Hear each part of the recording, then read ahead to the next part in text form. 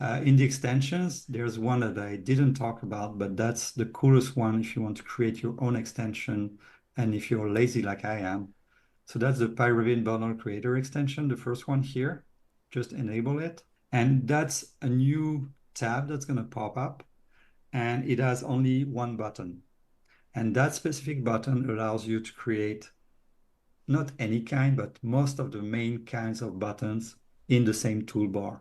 So you have a base to create icons, scripts, button, link button, which link to a URL and everything. And even family buttons, you can add content behind a push button from pyRevit. So you can add a Revit family behind it. So here you see the pyRevit bundle creator. So I can create a new panel. That means text that is here, and that's going to regroup all my buttons. And then I have the choices of the buttons that I want to create. And those are templates behind it. So that's a very good start. I can create a push button calling BIM Pure 1 and push so that I can identify what it is. Do I want to create another one? Yes, sure. URL button, URL to whatever. And then I want to create another one. And I can create another one, a content one that has families behind it. And I don't want to create another one. I just created 3. And then same again, every time you do a modification to the UI of Revit, you need to reload. That's the only pain point in my prototyping process whenever I do a button in pyRevit. If we look at the folders, I'm just going to alt click on that one so that we can open the folder in the background here. And you'll see that I have my pyRevit bundle creator. That's my extension from pyRevit. But inside of that, I have the BIM Pure panel, and then I have my 3 push button.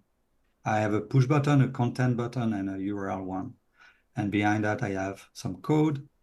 Like here, you can see that I'm collecting the walls, saying hello world. I have how many walls in my project.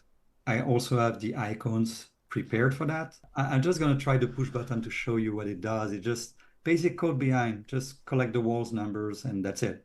Okay, 56 walls in my model. Good enough.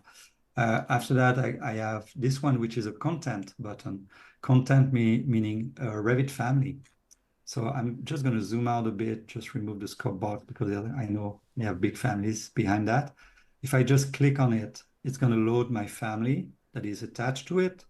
It needs to have a certain name. If I shift click on it, it's going to load another one because I can attach 2 families to one button.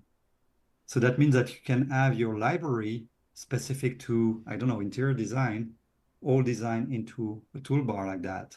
And then the URL one is just pointing to the Notion page for pyRevit. And if you want to change it later on, you alt click on it. The logic behind is a bit different. You just need to edit that text-like file. And you will see that you have the address that you can edit and just point to whatever address you want to. And you can open it in the browser or in Windows Explorer if it's a network address, whatever. So that means that if you want to use it, you need to go there and go to extension. And then you click on that one and you just enable it. And that's it.